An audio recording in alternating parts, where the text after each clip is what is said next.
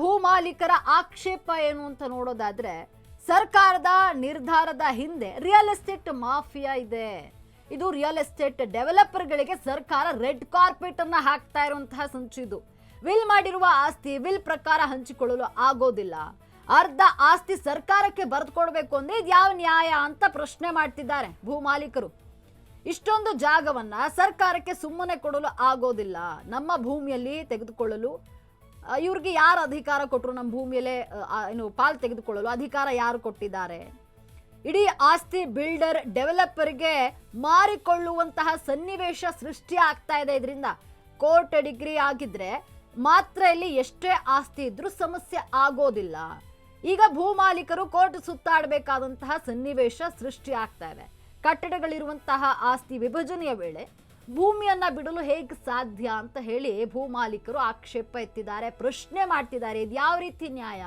ಯಾರು ಕೊಡ್ತಾರೆ ಹಕ್ಕನ್ನ ಇವರಿಗೆ? ನಮ್ಮ ಪಿತ್ರಾರ್ಜಿತ ಆಸ್ತಿಯಲ್ಲಿ ನಾವು ಸರ್ಕಾರಕ್ಕೆ ಬಿಟ್ಕೊಡ್ಬೇಕು ಅಂದ್ರೆ ಹೇಗಾಗುತ್ತೆ ಅದು? ಈಗ ಮನೆ ಇರುತ್ತೆ, ಆ ಮನೆಯಲ್ಲಿ ನಾವು ಪಾಲ್ ತೆಗೆದುಕೊಳ್ಬೇಕು ಅಂದ್ರೆ ಅದರಲ್ಲೂ ಸರ್ಕಾರಕ್ಕೆ ಕೊಡಬೇಕು ಅಂದ್ರೆ ಅದು ಹೇಗೆ ಕೊಡಕ್ಕಾಗುತ್ತೆ ಅಂತ ಭೂ ಮಾಲೀಕರು ಆಕ್ಷೇಪ ಎತ್ತಿದ್ದಾರೆ, ಪ್ರಶ್ನೆ ಮಾಡ್ತಿದ್ದಾರೆ. ಈಗ ನೋಡಿ, ಇಡೀ ಆಸ್ತಿ ಬಿಲ್ಡರ್ ಅಥವಾ ಡೆವಲಪರ್ಗಳಿಗೆ ನಾವು ಮಾರ್ಕೊಳ್ಬೇಕು, ಆ ಸನ್ನಿವೇಶ ಈಗ ಸೃಷ್ಟಿ ಆಗ್ತಾ ಇದೆ. ಎಲ್ಲೋ ಒಂದು ಕಡೆ ಸರ್ಕಾರ ಇಲ್ಲಿ ರಿಯಲ್ ಎಸ್ಟೇಟ್ ಜೊತೆ ಮಿಂಗಲ್ ಆಗಿದೆ, ಅದಕ್ಕಾಗಿ ಈ ರೀತಿ ಕಾನೂನನ್ನ ಜಾರಿಗೆ ತರ್ತಾ ಇದೆಯಾ ಅನ್ನುವಂಥ ಪ್ರಶ್ನೆಗಳೀಗ ಮೂಡ್ತಾ ಇರುವಂಥದ್ದು.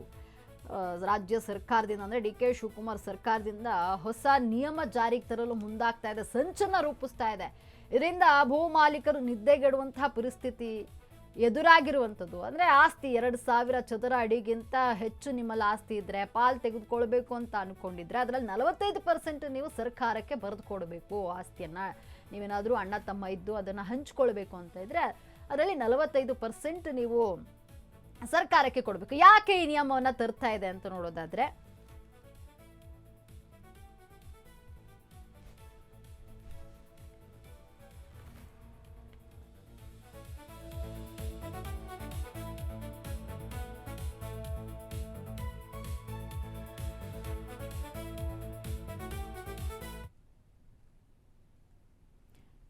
ಈ ಬಗ್ಗೆ ಮತ್ತಷ್ಟು ಮಾಹಿತಿಯನ್ನು ನೀಡಲು ನಮ್ಮ ಪ್ರತಿನಿಧಿ ವಿವೇಕ್ ಸಂಪರ್ಕದಲ್ಲಿದ್ದಾರೆ. ವಿವೇಕ್, ಏನು ಈಗ ರಾಜ್ಯ ಸರ್ಕಾರದಿಂದ ಹೊಸ ನಿಯಮ ಬರ್ತಾ ಇದೆ, 2000 ಚದರ ಅಡಿಗಿಂತ ಹೆಚ್ಚು ಆಸ್ತಿ ಹೊಂದಿದ್ರೆ ಅಣ್ಣ ತಮ್ಮ ಹಂಚ್ಕೋಬೇಕು ಅಂತ ಇದ್ರೆ ಅದಕ್ಕೆ ಹೊಸ ನಿಯಮ ಅಂದ್ರೆ ಅದರಲ್ಲಿ 45% ಸರ್ಕಾರಕ್ಕೆ ನೀಡಬೇಕು ಅಂತ ಹೊಸ ನಿಯಮವನ್ನು ತರಲು ಮುಂದಾಗ್ತಾ ಇದೆ. ಇದು ಎಷ್ಟರ ಮಟ್ಟಿಗೆ ಸರಿ ಅನ್ನುವಂತಹ ಪ್ರಶ್ನೆ ಇದೆ. ಈ ಬಗ್ಗೆ ಹೆಚ್ಚಿನ ಅಪ್ಡೇಟ್ಸ್ ಏನಿದೆ?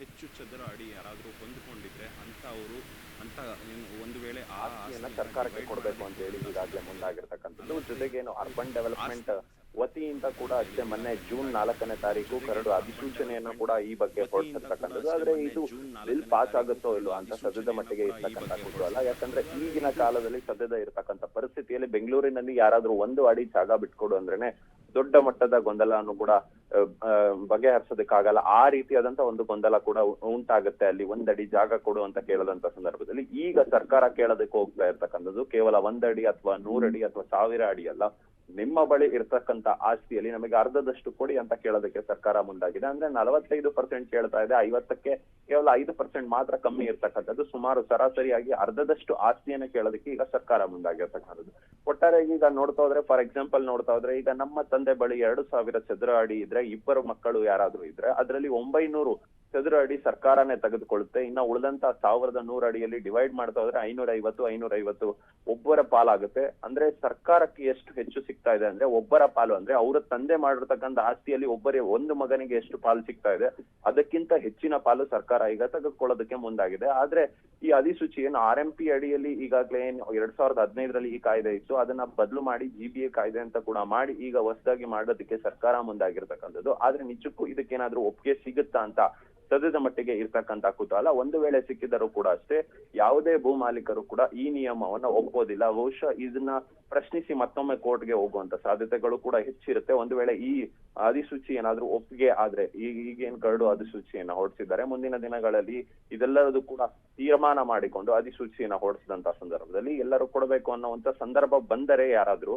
ಆ ಸಂದರ್ಭದಲ್ಲಿ ಮತ್ತೆ ಜನ ಕೂಡ ಭೂಮಾಲೀಕರು ಕೂಡ ಬೆಂಗಳೂರಿನ ಭೂಮಾಲೀಕರು ಮತ್ತೊಮ್ಮೆ ಕೋರ್ಟ್ಗೆ ಹೋಗುವಂತ ಸಾಧ್ಯತೆಗಳಿದೆ. ಯಾಕಂದ್ರೆ ಇಲ್ಲಿ ಇರ್ತಕ್ಕಂಥ ಪರಿಸ್ಥಿತಿ, ಇಲ್ಲಿ ಇರ್ತಕ್ಕಂಥ ಹಣ ಮತ್ತೆ ಒಂದು ಅಡಿಗೆ ಇರ್ತಕ್ಕಂಥ ಬೆಲೆಯನ್ನ ನೋಡಿದ್ರೆ ಯಾರು ಕೂಡ ಅಷ್ಟು ಕೊಡೋದಕ್ಕೆ ಸಾಧ್ಯ ಇಲ್ಲ. ಆ ನಿಟ್ಟಿನಲ್ಲಿ ನೋಡ್ತಾ ಹೋದ್ರೆ ಈ ಸಂದರ್ಭದಲ್ಲಿ 45% ಸರ್ಕಾರ ಕೇಳೋದಕ್ಕೆ ಮುಂದಾಗಿರೋದು ನೋಡ್ತಾ ಹೋದ್ರೆ ಇದು ದೊಡ್ಡ ಮಟ್ಟದ ಗೊಂದಲ ಆಗುವಂತ ಸಾಧ್ಯತೆಗಳು ಹೆಚ್ಚಿದೆ ಅಂತಾನು ಕೂಡ ಕೇಳ್ಬರ್ತದೆ. ಆದ್ರೆ ನಿಜಕ್ಕೂ ಕೂಡ ಇದನ್ನ ಯಾವ ರೀತಿಯಾಗಿ ತೆಗೆದು ಈಗಾಗಲೇ ಈ ವಿಚಾರಕ್ಕೆ ಸಂಬಂಧಪಟ್ಟಂತೆ ಅನಿಲ್ ಕುಮಾರ್ ಮಾಜಿ IAS ಆದಂತವ್ರು ಅವರೆಲ್ಲರೂ ಕೂಡ ಹೋಗಿ ಈಗಾಗಲೇ ರಾಜಭವನದ ಕದವನ್ನು ಕೂಡ ತಟ್ಟಿರ್ತಕ್ಕಂಥದ್ದು, ಹೋಗಿ ರಾಜ್ಯಪಾಲರಿಗೆ ಹೋಗಿ ಭೇಟಿಯಾಗಿ ಗವರ್ನರ್ ಜೊತೆ ಒಂದಿಷ್ಟು ಮಾತುಕತೆಯನ್ನ ಕೂಡ ನಡೆಸಿರ್ತಕ್ಕಂಥದ್ದು. ಈ ಕಾಯ್ದೆ ಏನಾದ್ರು ಬಂದರೆ ಸಾಕಷ್ಟು ತೊಂದರೆ ಉಂಟಾಗುತ್ತೆ ಅಂತ. ಯಾಕಂದ್ರೆ ಈ ಹಿಂದೆ ನಾವು ನೋಡಿರ್ತೀವಿ ಲೇಔಟ್ಗಳು ಏನಾದ್ರೂ ನಿರ್ಮಾಣ ಮಾಡಬೇಕಾದ್ರೆ ಆ ಲೇಔಟ್ಗೆ ಅಂದ್ರೆ ಪಾರ್ಕಿಗೆ ಅಂತ ಒಂದಿಷ್ಟು ಸ್ಥಳವನ್ನ ಬಿಡ್ಬೇಕಾಗಿರುತ್ತೆ, ರಸ್ತೆಗೆ ಅಂತ ಒಂದಿಷ್ಟು ಸ್ಥಳವನ್ನ ಬಿಡ್ಬೇಕಾಗಿರುತ್ತೆ. ಅದೇ ರೀತಿಯಾಗಿ ಇಲ್ಲೂ ಕೂಡ ಅದೇ ನಿಯಮ ಮಾಡೋದಕ್ಕೆ ಸರ್ಕಾರ ಮುಂದಾಗಿರ್ತಕ್ಕಂಥದ್ದು. ಈಗ ನಿಮ್ಮ ಬಳಿ 1/2 ಎಕರೆ ಇದ್ರೆ ಅದರಲ್ಲಿ ಅರ್ಧದಷ್ಟು 45% ಜಾಗವನ್ನ ಕೊಡಿ, ಅಂದ್ರೆ ಅದು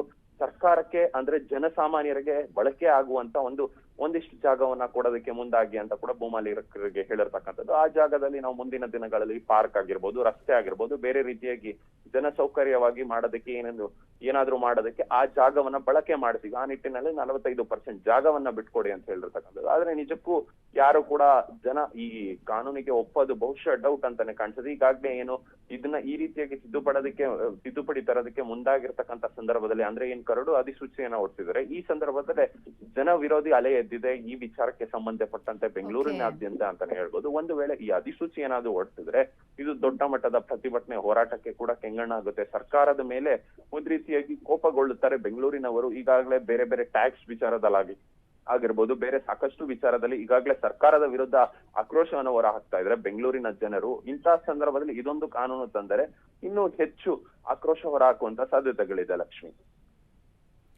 ಧನ್ಯವಾದ ವಿವೇಕ್ ನಿಮ್ಮೆಲ್ಲ ಮಾಹಿತಿಗಾಗಿ.